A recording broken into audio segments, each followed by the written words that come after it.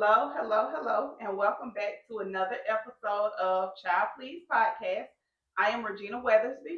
And I am Erica Simpson. Thank you so much for tuning in today.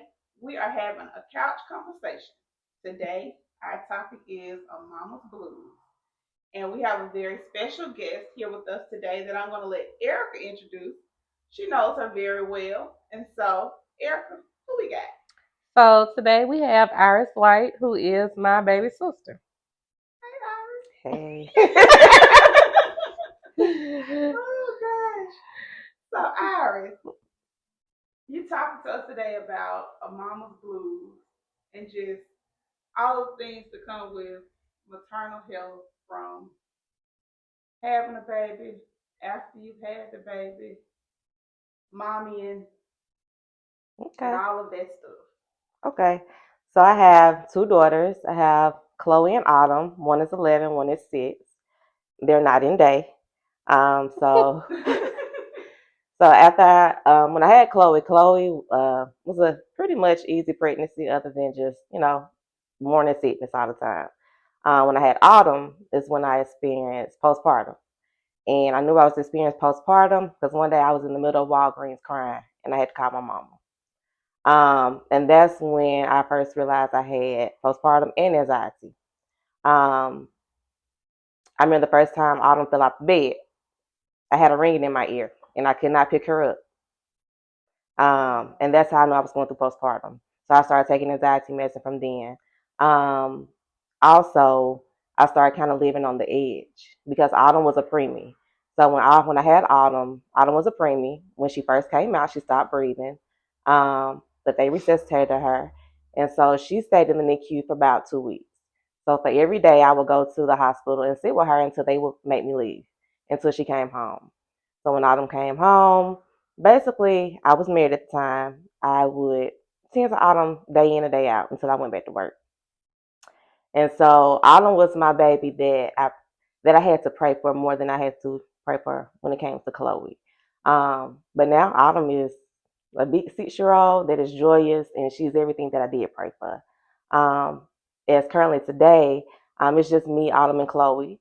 Um, like I said, they're both night and day. I have one that has anxiety, and I have one that has ADHD.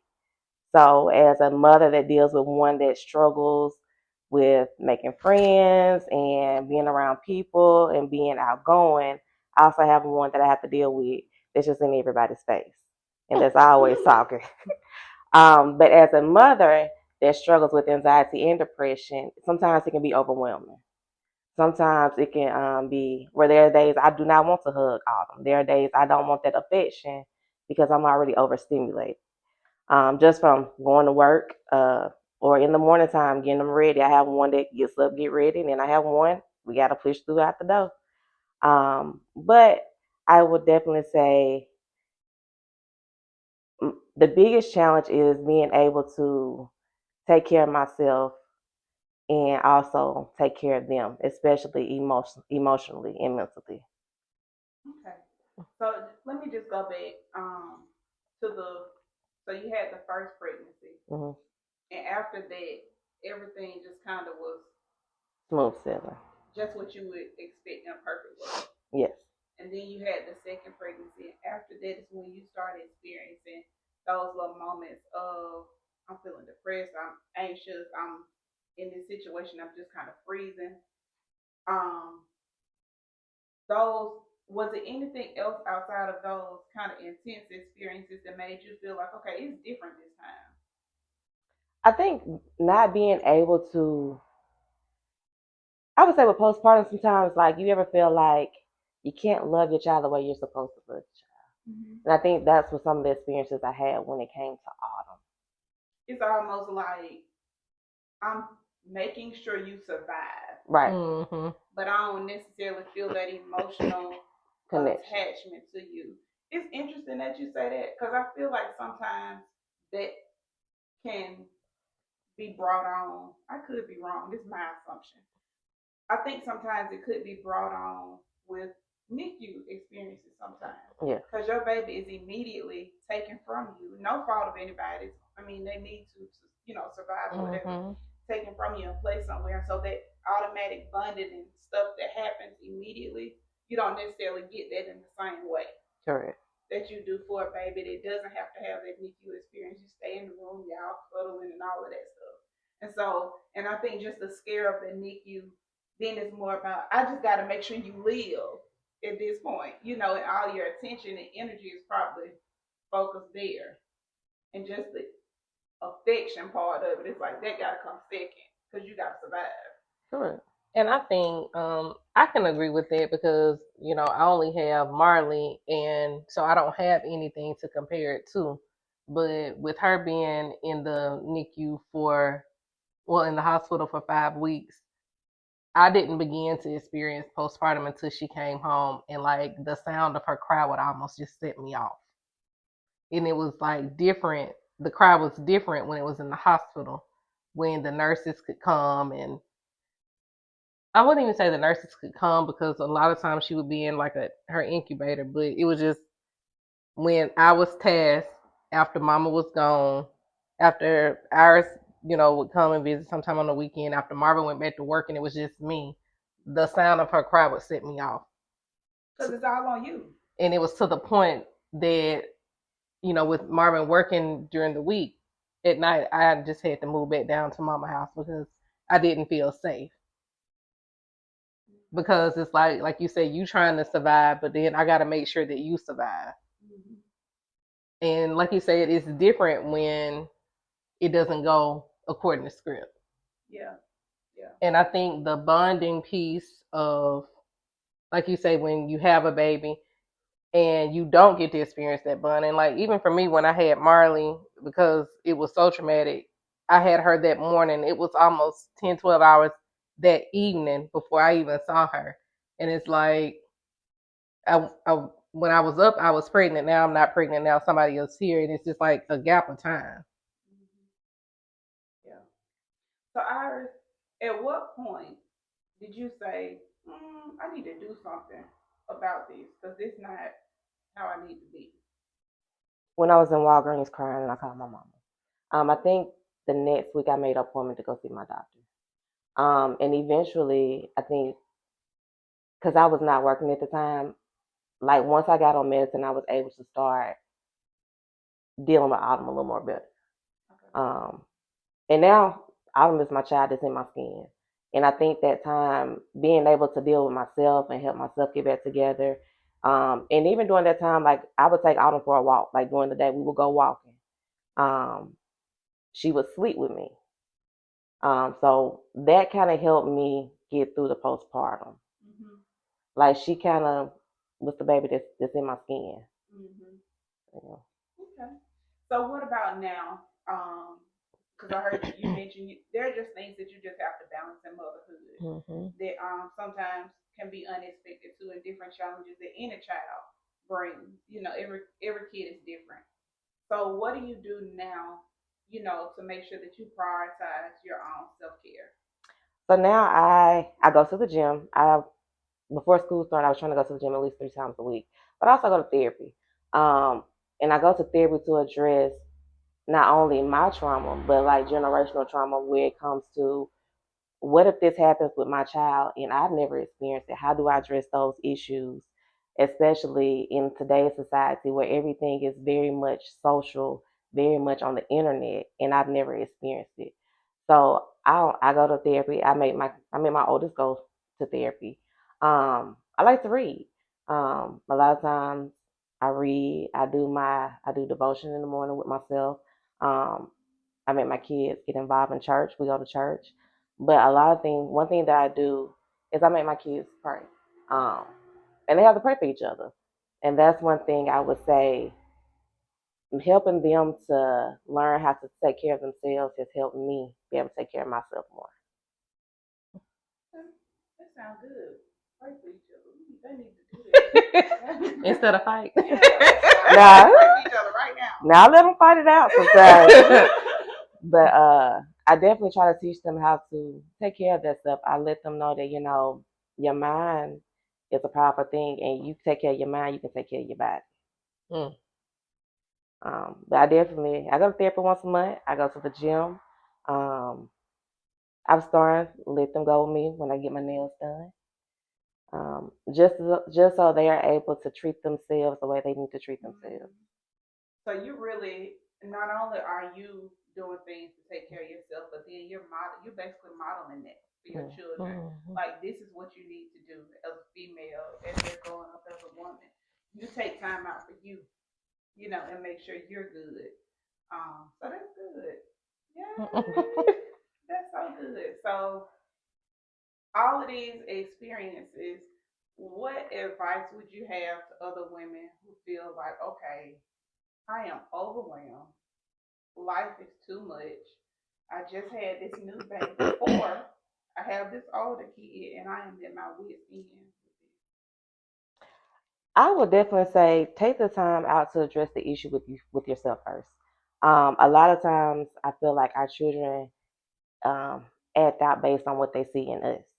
Mm. As a mother, I've been overstimulated, and yeah, I've gone off on my oldest and my youngest, and then they acted out with each other, where one might go off on the other one, or they might act out in school, or an issue come up with behavior.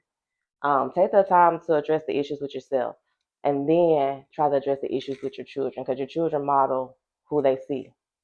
Um, if your children need help, get them the help they need, whether that be therapy, putting them on medicine. Now, I'm not big on putting kids on medicine because I feel like at some point they gotta be able to self-regulate. But reach out to who you need to reach out and use the resources that you have. Yeah, just being an advocate for them Mm-hmm. too. Mm-hmm. Yeah. It is.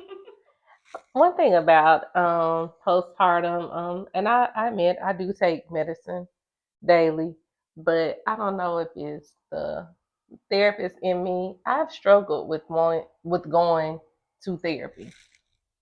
Is I went to a session or two, but like that's something that I struggle with, and I feel like it would be definitely be beneficial to me. Because like I said, the medicine it does what it has to do, but I do think that's something that I would benefit from. What do you think that? What do you think the struggle is for you? Mm, Like I when you think about going, what do you think mm, stops you? You don't know. mm. It was a weird feeling, and like I said, I guess over the years, and like right now, my day to day work is not one on one social work, but it's just I don't feel I don't feel I can be vulnerable with somebody like that. Mm-hmm. Mama, I would say before I went to therapy, I'm one of those people. I'm very authentic with God. There are days I wake up, God, I'm mad at you. I won't do this today. But when I chose the therapist and I told her, being that I work with mental health, don't tell me what's in the book. When I chose my therapist, it was I want you to tell me exactly what I need to be told and don't sugarcoat it. Because I can read what's in the book. And yes, it makes sense. But does it make sense for my lifestyle? Mm, Um, Tell me when I'm wrong. But I would definitely say before going to therapy, I had to be real authentic with God. I have these issues. I can't move past this. This is my stumbling block. How do I get past? What steps do I take to get past this? And looking for a therapist, I prefer somebody that looks like me, that has had the same struggles with me, that has had similar struggles that I have had. And therefore, I am able to be, and it took me time to be vulnerable with my therapist just because, I mean, I'm not a naturally trusting person. So those were some things that have helped me because in order for me to move past and be the mother I need to be, I have to address the issues before they show up in my children, and then we just avoid the issues. mm-hmm, I think you brought up a good point, just to knowing that you looked for a therapist. So it wasn't like, oh, that seemed like a good place to go, and then boom, this is my therapist. Sometimes I think you really do just kind of have to shop around because every therapist that you meet is not somebody that's going to be a good fit for you. So I think it's wise that people seek out what they want in a person as a therapist instead of just attaching to anybody because then you end up having bad experiences and you miss out on mm-hmm. being connected to somebody who you may have needed to be connected to because of the bad experience that you had. So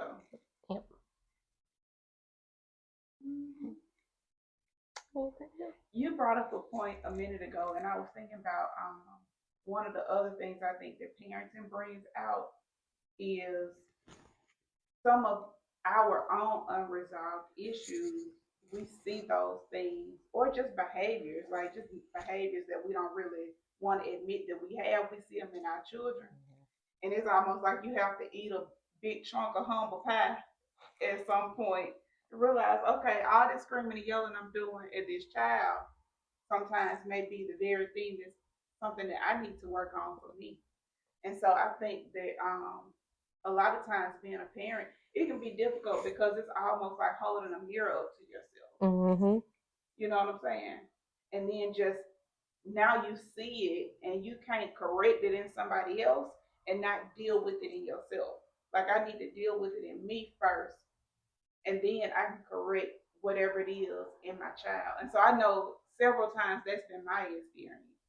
Like and like you said, sometimes I just feel like the Lord will be like, now how you fussing Mm-hmm. about something she's doing right here, and this is what you're doing all the time.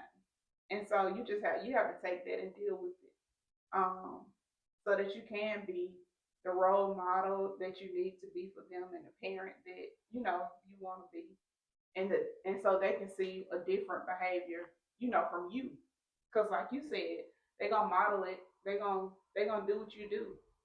You go off, they go off. So yeah. And I will also say with my oldest, because we clash a lot. Um, when I chose her therapist, I chose somebody that looked like us, and we've had family therapy, but also, with my own therapy, I've had to address some issues where us clashing and why we clash. Um, and when I had my oldest, I was young, so it was kind of like a child raising a child Mm-hmm. and trying to figure it out. But I think that helps with my therapy is by being able to understand her a little better. Have we grown a lot? Absolutely. Um, but I definitely think being able to give her that opportunity to express her feelings to somebody else and they relay it back to me has been able to help me understand her. Mm-hmm. I think one thing you said, and we don't talk about it most of the time, like just out in therapy land or just sometimes because we prohibit it from it, is your faith helps to ground you. Like even in just you talking about everything today, it led with it. Like you led with it. And so that was your grounding place. In order for me to be able to seek out therapy, God, I had these issues. So you went there first. And I think that that's so important. And I know people believe different things, but this is what I believe. And this is our Correct. podcast. So, but God will show you, things that you need to do. He will create avenues for you to get the help that you need if you're really sincere about it. And so I appreciate that. And what you said just throughout, woven throughout all that you said was, and I was just praying, ask God. Well, I had my devotion time in the morning. I spent time with Him, and I think that that's so important, especially when it comes to your mental health. Because my personal belief is that the one that created me, the one that created my mind and knows how I function day to day, he can regulate it Mm-hmm. how it needs to be. You know what I mean? So I think that's important too. I think that's a very significant part of your story that I just want to emphasize. And I would definitely say when I had my youngest, I think that relationship with God was definitely developed because I didn't have anybody when I had my youngest. I had her. I was in the hospital by myself, and I think having to be real and authentic with God would help me be able to realize that I can go to God and say, "Hey, I don't like this. This ain't working for me. I know this your plan, but you got to help me get through it. You got to help me see it the other way." And I think now being able to provide that type of guidance to my kids has helped make our relationship, but has helped build our relationship. Well, Iris, you dropped us some little golden nuggets today on this couch conversation. The baby sis coming I through. know. Thank you so much Well, for thank joining y'all. us and just sharing some of your some parts of your story and just experiences in motherhood. We really appreciate it, and we thank you all for tuning in again to this episode. You can always find us at thebluerosefoundation.org. Until next time, bye bye. Bye. Bye.